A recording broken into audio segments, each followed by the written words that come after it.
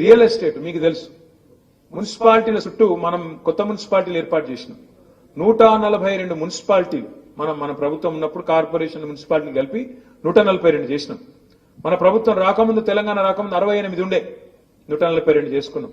కొత్త మండలాలు, కొత్త గ్రామ పంచాయతీలు, కొత్త మున్సిపాలిటీలు, కొత్త జిల్లా కేంద్రాలు, ఇవన్నీ చేయడం వల్ల ఏమైంది?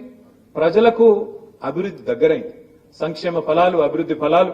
ఇదివరకు కలెక్టర్ను కలవాలంటే దూరం పోయేది ఉండే.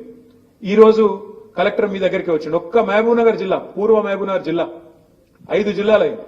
గద్వాల జిల్లా, నారాయణపేట జిల్లా, నాగర్ కర్నూలు జిల్లా, వనపర్తి జిల్లా, మహబూబ్నగర్ జిల్లా. దాంతో కొల్లాపూర్ వాళ్ళు మహబూబ్నగర్ వచ్చే అవసరం లేదు, గద్వాల వాళ్ళు మహబూబ్నగర్ వచ్చే అవసరం లేదు, ఐజావాళ్ళు మనకు మహబూబ్నగర్ వచ్చే అవసరం లేదు. దగ్గరకు వచ్చింది మీకు కలెక్టరేట్. అట్లాగే మున్సిపాలిటీలు కావడం వల్ల మీకు పర్మిషన్లకు కానీ ఇంకో దానికి కానీ మీకు అక్కడనే సౌలత్ ఏర్పడ్డది. కాబట్టి ఏమైంది? విస్తరణ జరిగింది, అభివృద్ధి జరిగింది, భూముల ధరలు పెరిగినాయి.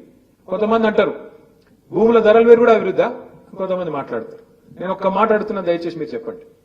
ఇప్పుడు ఒక పెద్ద మనిషికి ఒక 4 ఎకరాల పొలం ఉందనుకో, తెలంగాణ రాకముందు దాని విలువ, ఒక్కొక్క ఎకరం విలువ 10 లక్షలు. తెలంగాణ వచ్చినాక ఇలా ఆ పొలం విలువ ఒక్కొక్క ఎకరం 50 లక్షలు అయింది. దాంతో ఏమైంది?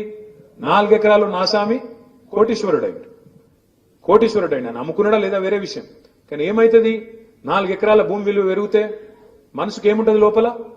దబ్బన నాకేమైనా అయిందనుకో, పుట్టుకుని నేను చచ్చిపోయినా అనుకో, నా బిడ్డ పెళ్లి పక్కా అవుతుంది, అవసరమైతే 1 ఎకరం అమ్ముకుంటారు, మా వాళ్ళు చూసుకుంటారు.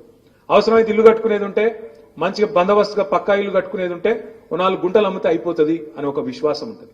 కొడుకు వ్యాపారం పెట్టుకుంటా అంటే, లేకపోతే ఇంటి కోసం ఏమైనా చేసుకోవాలనుకుంటే 2-4 గుంటలు అమ్ముకుంటే అయిపోతుంది అని ఒక విశ్వాసం ఉంటుంది. ఏమైతుంది దాంతోనే అంటే, ఒక విలువ పెరిగితే మనిషికి విశ్వాసం పెరుగుతుంది. గా పని చేసింది మన ప్రభుత్వం, కేసీఆర్ గారి ప్రభుత్వం అనే మాట మనం యాద్ చేసుకోవాలి. నిన్న మేమందరం కేసీఆర్ గారి దగ్గర ఉన్నాం. ఒక పెద్ద మనిషి వచ్చిండు, కొండంరాజపల్లి అని ఒక ఊరు సిద్దిపేట దగ్గర. మాధవరెడ్డి గారని మాజీ సర్పంచ్, పెద్ద ఆయన, 75-80 ఏళ్ళకు ఉంటాడు. ఆయన చెప్తున్నాడు, అన్న మీ ఊరి కాడ ఎంతుండేనే పొలం విలువ ఎంతుండేనే అంటే, కేసీఆర్ సార్ ఉన్నప్పుడు 30 లక్షలు ఉండే అన్నాడు. ఇప్పుడు ఎంత ఉంది అన్న? ఇప్పుడు ఏది ఎక్కడ ఉంది? 15 లక్షలు కూడా ఎవడు కొంటలేడు, కొన్నటోడు లేడు, అమ్మేటోడు లేడు. 15 లక్షలకు పడిపోయింది. నేను చెప్పేది కరెక్టేనా? పడిపోయింది. ఎందుకు పడిపోయింది?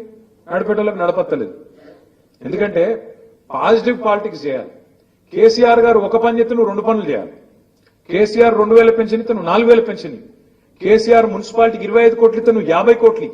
నీ అట్లా చేసి గెలుచుకోవాలి ప్రజల మనసు. కానీ ఈయన ఎట్లున్నది? ఉల్టా కొత్తగా ఇల్లు కట్టుడు లేదు, ఉన్నాయి ఊళ్ళో కొట్టాలన్న చక్కర్లు అడిగిన.